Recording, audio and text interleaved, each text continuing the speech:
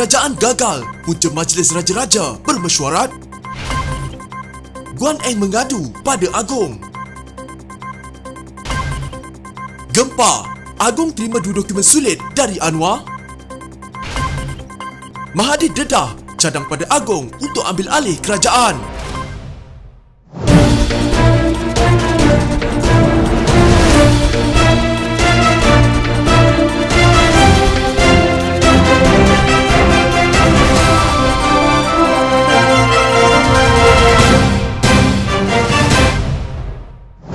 Bekas Perdana Menteri Najib Razak mempersoalkan mengapa istana perlu mengadakan perbincangan khas dengan semua raja-raja Melayu untuk membincangkan usaha memerangi wabak penyakit berbahaya ketika darurat. Dalam catatan di Facebook, Najib berkata, mesti ada sesuatu yang tidak kena dengan pelaksanaan usaha Kerajaan Perikatan Nasional memerangi wabak penyakit berbahaya dalam tempoh darurat sehingga istana perlu menganjurkan satu sesi perbincangan khas Raja-Raja Melayu. Katanya perbincangan khas sebelum ini adalah pada 25 Oktober 2020 juga di Istana Negara. Pada tarikh itu Yang di-Pertuan Agong Sultan Abdullah Sultan Ahmad Shah tolak cadangan darurat di bawah Kerajaan Perikatan Nasional selepas mesyuarat khas Raja-Raja Melayu. Katanya, terdahulu Datuk Pengelola Bijaya Diraja Istana Negara Ahmad Fadi Syamsuddin berkata perbincangan khas Raja-Raja Melayu akan diadakan pada Rabu depan dan akan dipengerusikan oleh Yang di-Pertuan Agong. Perbincangan khas Raja-Raja Melayu ini berkaitan dengan usaha memerangi penularan jangkitan wabak penyakit berbahaya dan pelaksanaannya semasa tempoh darurat. Katanya dalam kenyataan,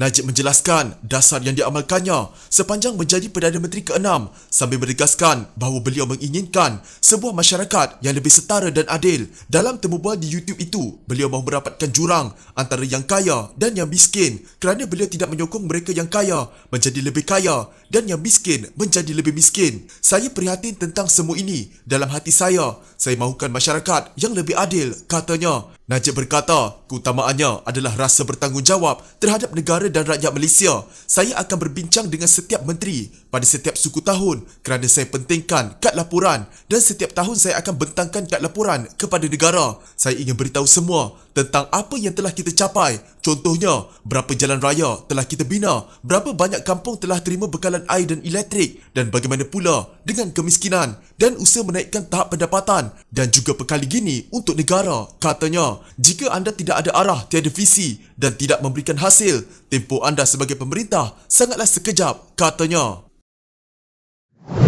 Tuanku adalah harapan kerana Parlimen sekarang tidak bersidang, tak ada ruang untuk rakyat suarakan masa mereka. Kita harap dan juga harapkan tuanku yang merupakan harapan kepada rakyat supaya mereka dapat pembelaan, khususnya dalam segi bantuan ekonomi kepada yang susah dan juga dalam aspek vaksinasi yang harus disegerakan kepada seluruh rakyat Malaysia.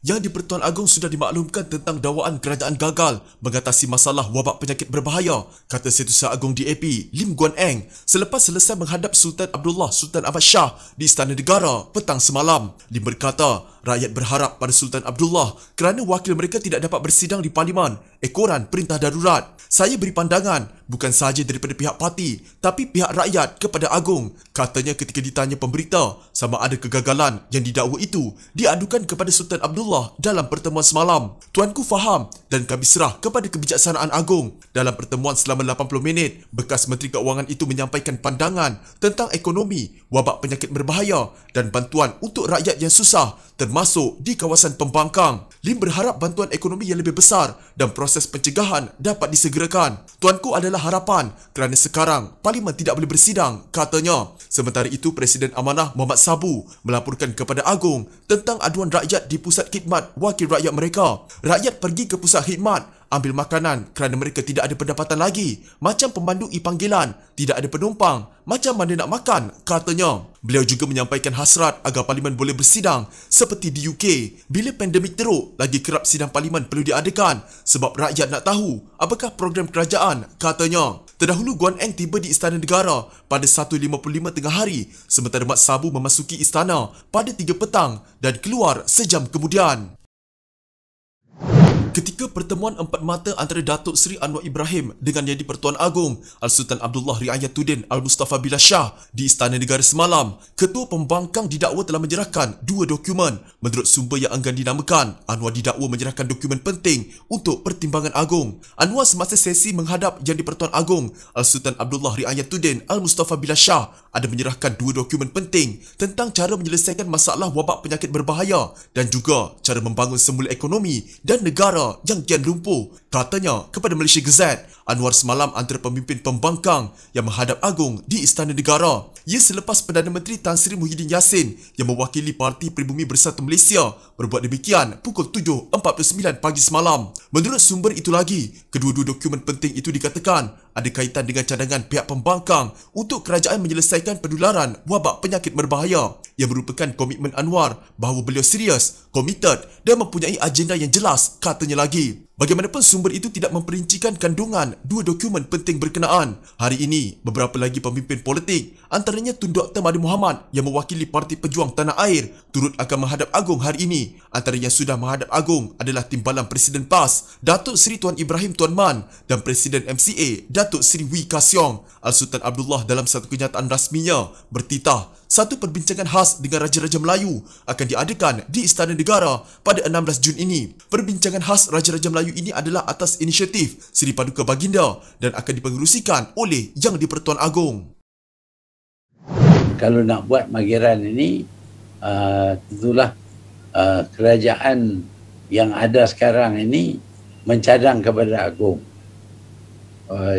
Kerana dulu pun Tunku cadang kepada agung, tetapi saya tak yakinlah yang kerajaan yang ada sekarang ini akan menubuh pengajaran, kerana awal-awal lagi mereka sudah kata bahawa kita tak perlu kepada mageran. Dr. Mahathir Mohamad mencadangkan Majlis Gerakan Negara atau Mageran ditubuhkan untuk mengambil alih pentadbiran kerajaan daripada Perikatan Nasional susulan kegagalan pakatan itu mentadbir negara ketika pandemik wabak penyakit berbahaya. Bekas Perdana Menteri memberi cadangan itu ketika menghadap Yang di-Pertuan Agong Sultan Abdullah Sultan Ahmad Shah di Istana Negara hari ini. Kita cadang Mageran diberi kuasa untuk menyelesaikan beberapa masalah dihadapi negara, namun penubuhannya bergantung kepada Kerajaan Perikatan Nasional kerana kerajaan yang ada ketika ini sahaja boleh cadangkan supaya Mageran ditubuhkan kepada agung, katanya pada sidang media secara maya selepas menghadap Al-Sultan Abdullah. Mengulas calon sesuai mengetuai Mageran, Ahli Parlimen Langkawi itu menjelaskan perkara berkenaan tidak disentuh ketika sesi menghadap, namun beliau secara peribadi menawarkan diri sekiranya kerajaan mahu beliau kembali berkhidmat. Ketika ditanya adakah Yang di-Pertuan Agong menerima cadangan itu, Mahathir berkata Sultan Abdullah tidak menolak atau membantah cadangan berkenaan. Agong tak reject, dia tak kata tidak, katanya. Mahathir menjelaskan pejuang mencadangkan Mageran sebagai penyelesaian kepada krisis ketika ini kerana ia terbukti berkesan dalam menangani permasalahan politik ketika 1969. Mageran yang diketuai Tun Razak Abdul Razak Husin ketika itu berjaya tangani masalah politik yang meruncing dengan menjemput parti lawan menyertai kerajaan. Ketika itu dasar ekonomi baru ditubuhkan Tun Razak berjaya stabilkan politik dalam negara, malah terus memerintah dengan majoriti lebih kuat. Saya rasa kali ini kita juga boleh lakukan, katanya. Bagaimanapun pemimpin berusia 95 tahun itu secara sinis berkata cadangannya mungkin tidak akan diterima pimpinan Muhyiddin Yassin yang sejak awal lagi menentang penubuhan badan itu. Saya tak yakin kerajaan Muhyiddin nak tubuh Mageran kerana awal-awal lagi Muhyiddin tak suka dan tetap tidak akan cadang Mageran kerana dia berpendapat Perikatan Nasional sekarang cukup berjaya dalam semua bidang dan berjalan dengan baik. Pelaburan juga banyak masuk, tetapi hakikatnya kerajaan yang ada sekarang ini tiada keyakinan rakyat dan mereka, rakyat, mendesak satu kuasa baru ditubuhkan, katanya. Terdahulu Mahathir tiba di Istana Negara pada 2 petang dengan menaiki kereta Proton X70.